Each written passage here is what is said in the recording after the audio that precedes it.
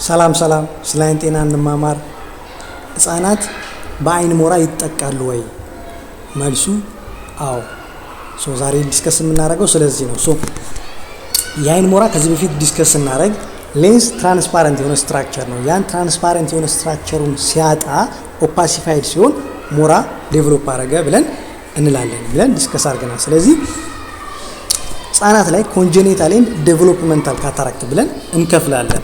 ከዚህ በፊት ዲስከስ ስናደርግ ስለ አናቶሚ አንቴሪየር ካፕሱል ኢፒቴሊየም እና ሌንስ ፋይበር ብለናል። ስለዚህ ኢምብሪዮኒክ እና ፌታል ህፃናት ከመወለዳቸው በፊት ያሉ ሲሆን ኢንፋንታይል አደልት ደግሞ ከተወለዱ በኋላ ያለም ብለን ከፋፍለን አይተናል። ስለዚህ ህፃናት ከመወለዳቸው በፊት በሞራ ከተጠቁ እዚህ ጋር በርዝ ዲፌክት አለ ማለት ነው። ከተወለደ በኋላ ደግሞ ከተጠቃ ደግሞ ኢንፋንታይል ላይ ሌንስ ፋይበር ዲፌክት አለ ማለት ያ ደግሞ ዴቨሎፕመንታል እንለዋለን። ታችኛውን ደግሞ ኮንጀኒታል የሆነ ካታራክት ወይም ሞራ እንላለን ማለት። ስለዚህ ምንድነው ኮዞቹ የሚለውን ስናይ ሄሪዲቲ በዘር መተላለፍ 1/3 1/3 ኮዝ ነው። ሄሪዲቲ በዘር ማለት ነው። ምንድነው የሌንስ ፕሮቲን ዴቨሎፕመንት ጋር ዲፌክት ይኖራል በዘር ምክንያት ማለት ነው። ሌላኛው ሁለተኛው ኮዝ ደግሞ ኢንፌክሽን ነው። ቶርች የሚባሉ እናያለን። አንደኛው ቶክሶፕላስሞሲስ ኦ አዘር ላይክ ሲፊሊስ ሴክሹዋል ትራንስሚትድ ዲዚዝ ኤንድ ቫሪሶላ ቲኦ አር ደግሞ ሩቢላ አራውንድ 50% ኮዝ የሚያደርገው ይሄ ሩቢላ ኢንፌክሽን ነው።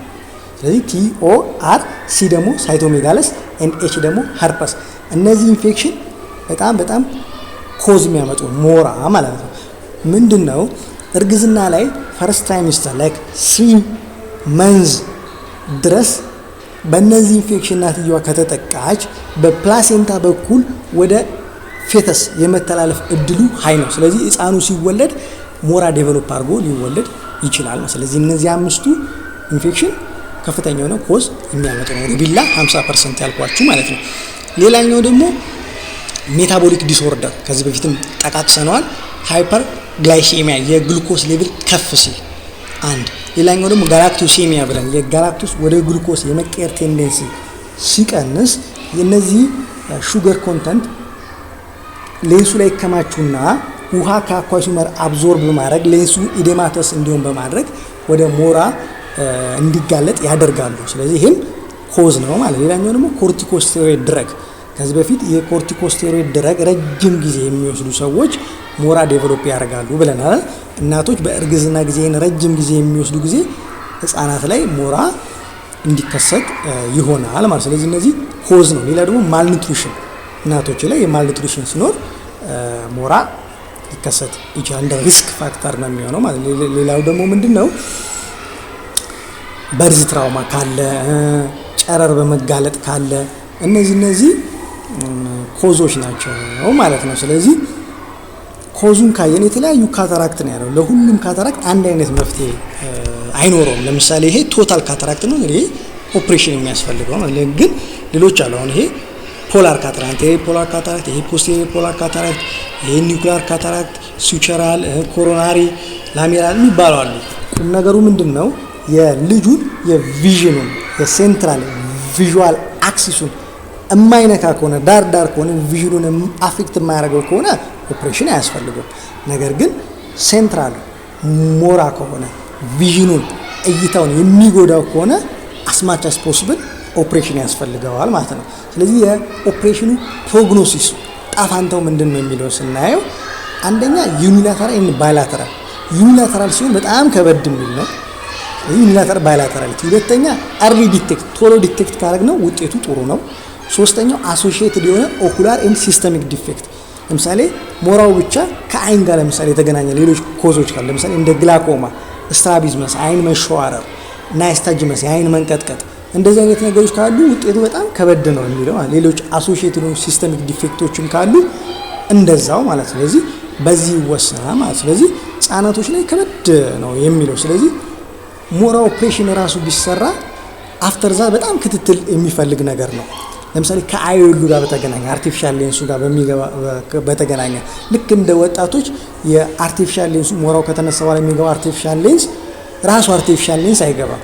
ምክንያቱም ህፃናቶች ላይ ገና እድገታቸውን ስላልጨረሱ እድገቱ እየጨመረ ስለሚመጣ የሚገባው አዮን አንደር ኮሬክት ነው የሚሆነው። ከ2 እስከ 8 ዓመት 10%፣ ከ2 ዓመት በታች 20% አንደር ኮሬክት።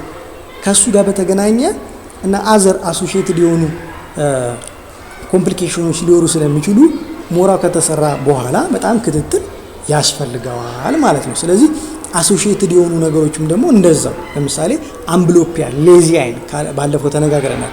ምን ያደርጋል? ለምሳሌ እኔ ግራኝ ነኝ ስጽፍ ማለት ነው፣ ቀኝ ብዙ ጊዜ ስለማልጽፍበት ይሰንፋል ማለት ነው። ስለዚህ በሞራ በሚጠቃበት ጊዜ ብሬኑ አንዱን ይተወውና በሚያየው አይን ይጠቀማል። ስለዚህ ይሰንፋል።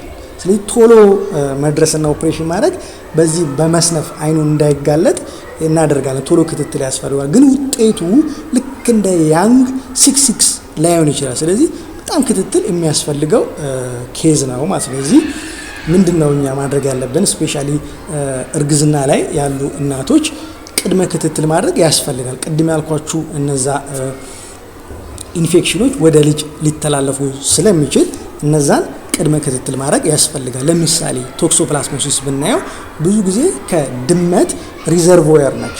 ስለዚህ ያ ፓራሳይት ላይፍ ሳይክሉ ሙሉ ለሙሉ የሚጨርሰው ድመቷ ላይ። ስለዚህ ድመቷ በምትጸዳዳበት ጊዜ ሚሊየን ነው ያን ፓራሳይት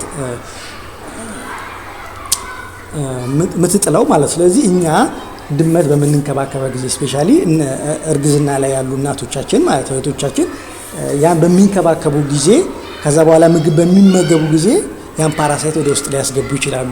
ጋርደኒንግ ሶይል ላይ ሄዳ በምትጸዳዳበት ጊዜ እስከ መንዝ ሊቆይ ይችላል። ስለዚህ ያንም እንደዛው ሳይታጠቡ ወይ ደግሞ በደንብ ክሊር ሳያደርጉ በሚመገቡ ጊዜ ያም ሊተላለፍ ይችላል ማለት ነው። ስለዚህ ምን ያመጣል? ሞራ ያመጣል። ሞራው ብቻ ሳይሆን ከዚህ በፊትም ዩቫይትስ ዲስከስ ስናደርግ ኮሮዳይትስ ሊያመጣ ይችላል፣ የኮሮይድ ኢንፍላሜሽን ማለት። ስለዚህ ቅድመ ጥንቃቄ ማድረግ ያስፈልጋል። አርሊ ደግሞ እንደዚህ አይነት ምልክቶችንም ካየን ቶሎ ወደ ክሊኒክ መምጣት ያስፈልጋል ማለት። ስለዚህ አርቲፊሻል ሌንስ ከገባለት በኋላ ራሱ መነጽር ያስፈልገዋል። ከአዮል ጋር በተገናኘ ከዚህ በፊት አኮሞዴሽን የሚባል ነገር ዲስከስ አድርገናል። የመተጣጠፍ ተፈጥሯዊ ሌንሱ ማለት ይሄ አዮሉ ግን ስለማይተጣጠፍ ስፔሻሊ ትንሽ ከፍ ያሉ ልጆች ላይ መነጽር ያስፈልጋቸዋል። ያው ባይፎካል የርቀትም የቅርብም ከታች ምልክት ያላት ማለት ነው። እሱን ይጠቀማሉ። በጣም ክትትል የሚያስፈልገው ኬዝ ነው ማለት ነው።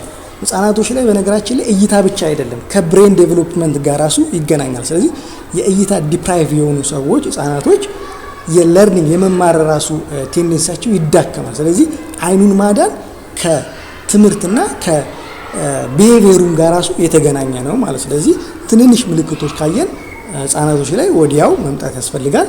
ከእርግዝና ላይ ደግሞ ከእናት ወደ ልጅ የሚተላለፍ ነገር ስለሚኖር ቅድመ ክትትል ማድረግ ያስፈልጋል እላለሁ። አመሰግናለሁ።